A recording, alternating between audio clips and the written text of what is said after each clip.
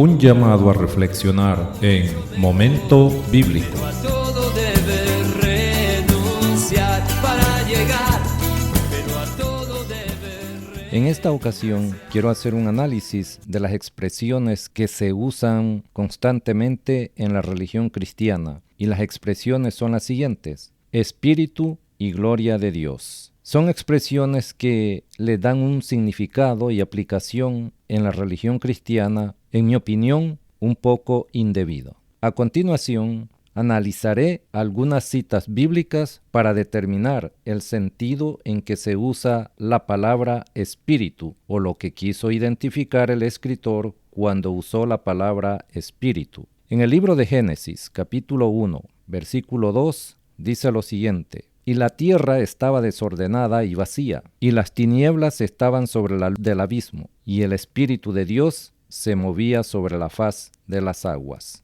En el cristianismo se enseña que era Dios el que se movía en medio del caos que describe el escritor. ¿Qué quiso decir el escritor de Génesis cuando dijo el Espíritu de Dios? A medida que avance en este tema, posiblemente se llegue a una idea más aceptable. Leeré lo que dice el libro de Ezequiel en el capítulo 1, versículo 12. Y cada uno caminaba derecho hacia adelante, hacia donde el Espíritu les movía, que anduviesen, andaban, y cuando andaban, no se devolvían. Leyendo todo el capítulo 1 de Ezequiel, se puede identificar una especie de máquina móvil con la cual se mueven los seres que vio Ezequiel. A la máquina móvil que tiene ruedas, Ezequiel le llama espíritu. Ezequiel capítulo 1, versículo 20 dice lo siguiente: Hacia donde el Espíritu les movía que anduviesen, andaban. Hacia donde les movía el Espíritu que anduviesen, las ruedas también se levantaban tras ellos, porque el Espíritu de los seres vivientes estaba en las ruedas. Nuevamente, Ezequiel trata de describir los movimientos que conjuntamente hacían los seres vivientes y la máquina móvil que los transportaba, a la cual llama espíritu. Es decir, que Ezequiel no podía identificar con sus palabras lo que él veía, el objeto con el cual estaba teniendo la interacción. Ezequiel capítulo 8, versículo 3 dice lo siguiente: Y aquella figura extendió la mano y me tomó por las guedejas de mi cabeza, y el Espíritu me alzó entre el cielo y la tierra, y me llevó en visiones de Dios a Jerusalén, a la entrada de la puerta de adentro que mira hacia el norte, donde estaba la habitación de la imagen del celo, la que provoca celos. En este texto, el escritor narra la experiencia que tuvo al ser tomado de los mechones de cabello de su cabeza y fue introducido en un aparato volador que lo llevó a la ciudad de Jerusalén. Ezequiel llama espíritu a la nave voladora, y al viaje por el aire que realizó le llama visiones de Dios. Se debe entender que en el tiempo de Ezequiel no existían objetos como los que él vio. Tampoco existían palabras para nombrar lo que Ezequiel estaba viendo en el momento. Ezequiel capítulo 10, versículo 17 dice lo siguiente: Cuando se paraban ellos, se paraban ellas, y cuando ellos se alzaban con ellos, porque el espíritu de los seres vivientes estaba en ellas. Ezequiel trata de describir lo que estaba viendo: una máquina voladora que era capaz de volar y de rodar en tierra porque tenía ruedas. Nuevamente Ezequiel llama a la máquina que volaba espíritu, aunque en este caso se refiere específicamente a las ruedas de la nave que utilizaban los seres vivientes que interactuaron con Ezequiel. En el mismo libro de Ezequiel, en el capítulo 43 y versículo 5, se lee lo siguiente: Y me alzó el espíritu y me llevó al atrio interior, y he aquí que la gloria de Jehová llenó la casa. Ezequiel tuvo una serie de experiencias con seres vivientes no humanos que se transportaban en máquinas con ruedas que volaban en las cuales tuvo la oportunidad de ser transportados de un lugar a otro. Leyendo los versículos anteriores, se puede deducir que habían naves pequeñas y una nave grande. Ezequiel siempre nombra a la nave pequeña espíritu. La versión del Evangelio según Mateo, capítulo 4, versículo 1, entonces Jesús fue llevado por el Espíritu al desierto para ser tentado por el diablo. El escritor de esta versión del Evangelio de Jesús no especifica la forma en que Jesús fue llevado al desierto. Se limita a decir que fue llevado por el Espíritu, dejando abierta la interpretación de que Jesús fue llevado al desierto en una nave pequeña. La versión del Evangelio según San Marcos, capítulo 1, versículo 10, dice lo siguiente: Y luego, cuando subía del agua, vio abrirse los cielos, y al Espíritu como paloma que descendía sobre él. Marcos trata de describir lo que sucedió cuando Jesús estaba siendo bautizado por Juan Bautista.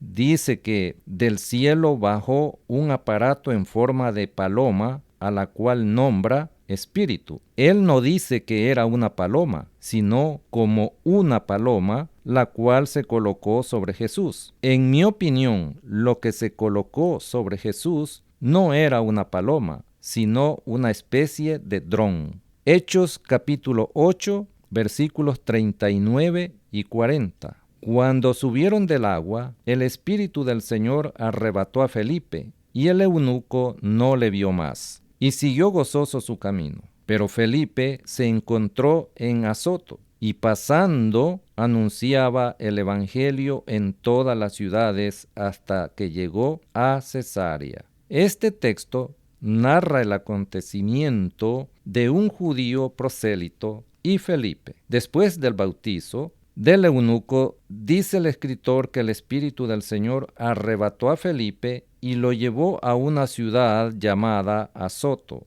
donde apareció predicando el Evangelio de Jesús. ¿Qué era lo que el escritor llama Espíritu del Señor? En mi opinión, era una nave que transportó a Felipe. Apocalipsis, capítulo 4, versículos 1 y 2, dice lo siguiente: Después de esto miré, y he aquí una puerta abierta en el cielo, y la primera voz que oí, como de trompeta, hablando conmigo, dijo: Sube acá, y yo te mostraré las cosas que sucederán después de estas. Y al instante yo estaba en el Espíritu, y he aquí un trono establecido en el cielo, y en el trono uno sentado. Es interesante este texto del libro de Apocalipsis, porque claramente dice que se abrió una puerta en el cielo, en la cual entró Juan. El narrador dice que al instante estaba en el Espíritu. ¿Qué quiso decir cuando dice que estuvo en el Espíritu? Si se abrió una puerta y lo invitaron a subir, claramente era una nave a la cual Juan llamó Espíritu. Posiblemente muchas personas religiosas opinarán de que yo no tengo base para exponer este tema de esta manera, pero todo lo que he citado es en base a la Biblia. No he intentado manipularlo ni acomodarlo a mi pensamiento, sino a lo que claramente indican las citas bíblicas que he leído. Es muy diferente si yo tratara de acomodarlo religiosamente a la interpretación que la religión quiera otorgar a estos textos bíblicos. Los siguientes textos bíblicos hacen uso de la palabra gloria de Dios, las cuales analizaré. Éxodo capítulo 24, versículo 16. Y la gloria de Jehová reposó sobre el monte Sinaí, y la nube lo cubrió por 6 días. Y al 7º día llamó a Moisés de en medio de la nube. Moisés es el escritor del libro de Éxodo. Se refiere al momento en que la gloria de Jehová desciende sobre el monte Sinaí. ¿A qué se refirió Moisés cuando dijo la gloria de Jehová? Fue algo que descendió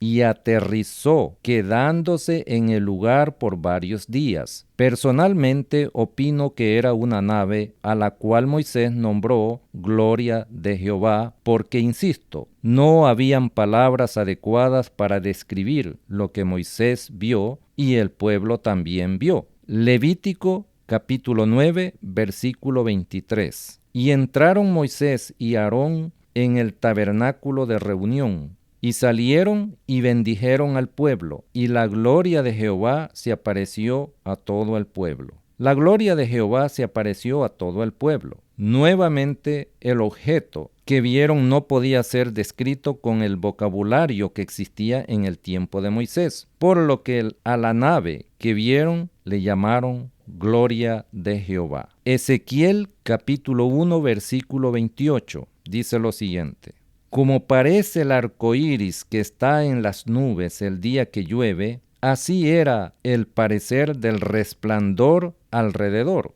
Esta fue la visión de la semejanza de la gloria de Jehová, y cuando yo la vi, me postré sobre mi rostro y oí la voz de uno que hablaba. Ezequiel, a diferencia de Moisés, trata de describir las naves que ve con otras palabras, como el hecho de que tienen ruedas, pero también se estanca al no poder describirlas exactamente, por lo que las naves que ve les llama gloria de Jehová. En el mismo libro de Ezequiel, en el capítulo 10, versículo 4, dice lo siguiente: entonces la gloria de Jehová se elevó de encima del querubín al umbral de la puerta, y la casa fue llena de la nube, y el atrio se llenó del resplandor de la gloria de Jehová. La gloria de Jehová se elevó. Esta oración denota movimiento hacia arriba por parte de un objeto que, en mi opinión, era una nave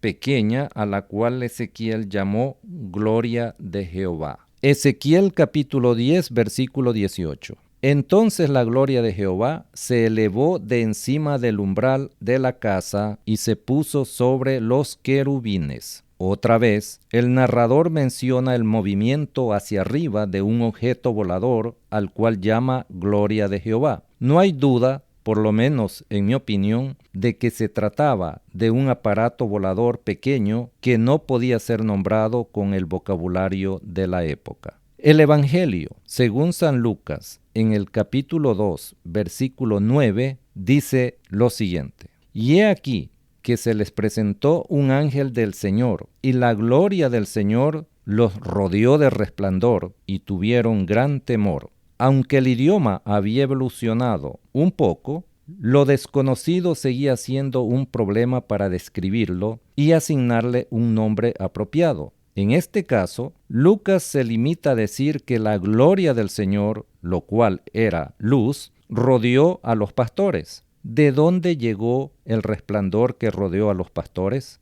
En mi opinión, el resplandor o la luz fue emitida desde una nave porque era de noche. En segunda de Pedro, en el capítulo 1, versículos 17 y 18, dice lo siguiente: pues cuando él recibió de Dios Padre honra y gloria, le fue enviada desde la magnífica gloria una voz que decía: este es mi Hijo amado, en el cual tengo complacencia. Y nosotros oímos esta voz enviada desde el cielo, cuando estábamos con él en el Monte Santo. El apóstol Pedro hace referencia a lo que cita el Evangelio según San Marcos, en el capítulo 9, versículos 1 y 7. Es el momento cuando una noche Jesús llevó a Pedro y a otros 2 discípulos a un monte alejado de la ciudad y se presentaron Moisés y Elías. En el cristianismo, este evento es llamado Transfiguración de Jesús. Pedro usa la palabra magnífica gloria, de la cual salió luz y una voz. En mi opinión, era una nave que transportó a Moisés y a Elías para hablar con Jesús. El problema es que no existían palabras para describir el objeto que vieron. El resplandor de la luz pudo describirlo con la comparación que hizo del color de la nieve, porque conocían la nieve y su color, blanco. Por lo tanto, hace la comparación de la luz con lo blanco de la nieve. En conclusión, leyendo cuidadosamente la Biblia, los lectores pueden encontrar varios pasajes que contienen palabras o frases que son asociadas con la deidad de Dios. Tal es el caso de Espíritu y Gloria de Dios. Sin embargo, cuando se analizan sin la influencia religiosa, se puede observar que la carencia de las palabras adecuadas en el tiempo en que sucedieron los eventos narrados en la Biblia propicia la interpretación equivocada de las figuras descritas por los escritores. En el cristianismo se hace uso de palabras atribuidas a manifestaciones de Dios como son las siguientes: Espíritu de Dios y Gloria de Dios. Es un vocabulario religioso que no tiene relación con la realidad de Dios. Debido al mal uso del vocabulario religioso, es común oír lo siguiente: hoy tuvimos un culto glorioso, la gloria de Dios se manifestó en el culto, y expresiones similares, las cuales no tienen relación con la persona de Dios. Si se obtiene interpretación adecuada de la Biblia, se tendrá conocimiento adecuado de lo referente a Dios. No estoy diciendo que Dios no existe, tampoco estoy diciendo que yo tengo la última palabra. Lo que estoy haciendo es compartir con todos los oyentes lo que yo interpreto sin influencia religiosa. Pero lógicamente es bueno y respetable su interpretación y su opinión.